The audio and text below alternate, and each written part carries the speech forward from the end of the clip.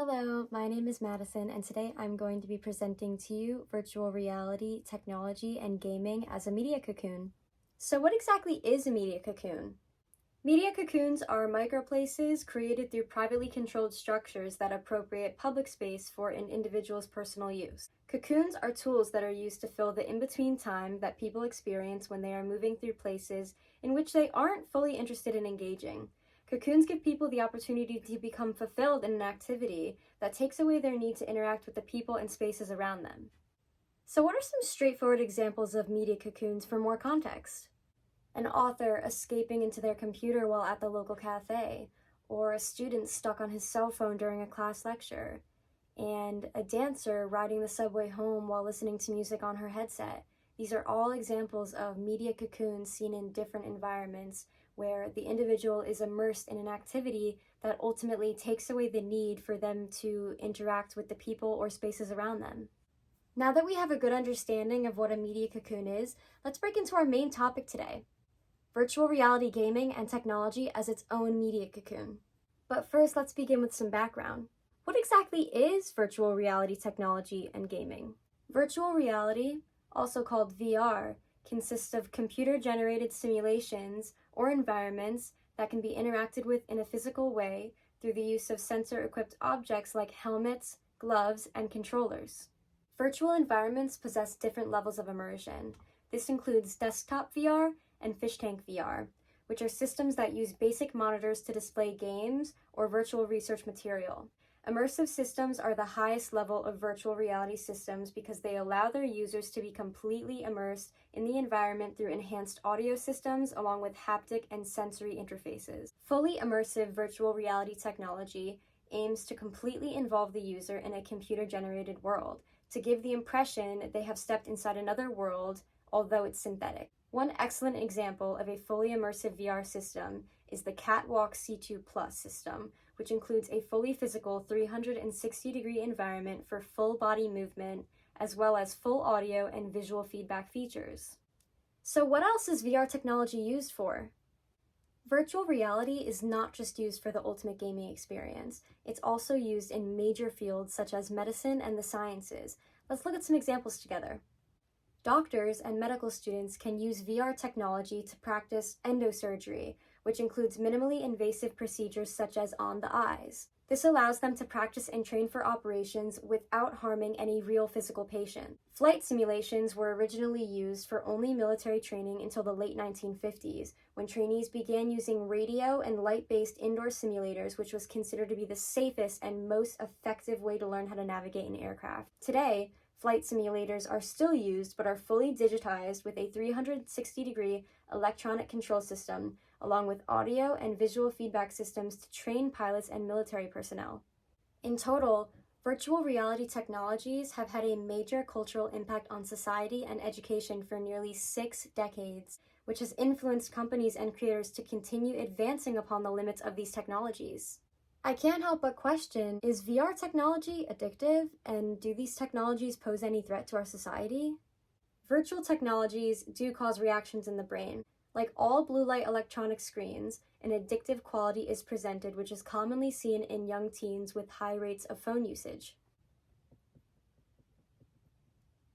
Oh, sorry, were you saying something? Psst, it's the blue light. According to research by the higher colleges of technology, VR has been proven to cause behavioral addictions where people exhibit increased aggression, extreme insomnia, depression, and anxiety. Addiction to VR gaming begins because of the overexposure to blue light, but becomes more intense once someone begins to exhibit behaviors of escapism, which refers to the desire to spend more and more time within a simulated environment to escape everyday, stressful, or negative aspects of their life. The neurotransmitters dopamine and serotonin are produced in the brain during exposure to blue light. These addictive chemicals in the brain are craved once they are gone. Therefore, it causes the user to continue to go back until a repetitive cycle of living through a blue light simulation is created. Other than what we discussed earlier about doctors using VR to practice surgeries, we can observe an example from researchers at UCLA about another positive impact that VR could bring to the medical field.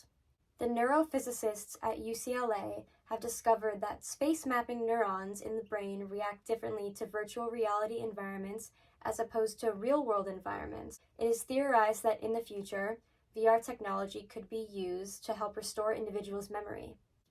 How does this affect expectations in society? VR technology has created societal expectations through scientific theory.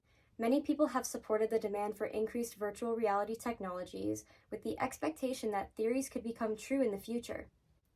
Let's talk about virtual reality, gaming, and technology from a media theory standpoint. As stated earlier, virtual reality gaming and technology have culturally impacted society. But how can we use our information so far to describe VR technologies as a media cocoon?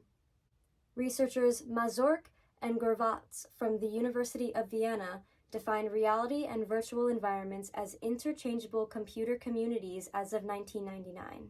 To summarize, describing virtual reality gaming and technology as a media cocoon fits into the analysis from Historicizing Mobile Media by Jason Farman. To be immersed in virtual reality means to be isolated from actual reality. VR technologies in gaming are designed specifically to make individuals feel as if they are experiencing a new and alternate world. They are provided with both audio and visual tools to create the synthetic world and leave behind their true reality. People participating in the universe of virtual reality technologies are cocooned within that privately controlled structure. VR constitutes as microplaces in which a person can immerse themselves into if they aren't fully engaged within their current social situation, including their setting and the people around them. Although fully immersive types of VR technology such as the Catwalk C2 Plus aren't mobile, there are types of VR systems that are mobile. The MetaQuest 2 and 3 virtual reality headset, the Oculus All gaming headset, the X-Real Air 2 Pro glasses system. These are 3 examples of VR gaming systems that are fully mobile and transportable, allowing for cocooning in more than one setting. VR technology acts as a mechanism by giving people an activity that removes them from the need to interact with other people. Within VR gaming is also VR people, who you can have entire conversations and experiences with.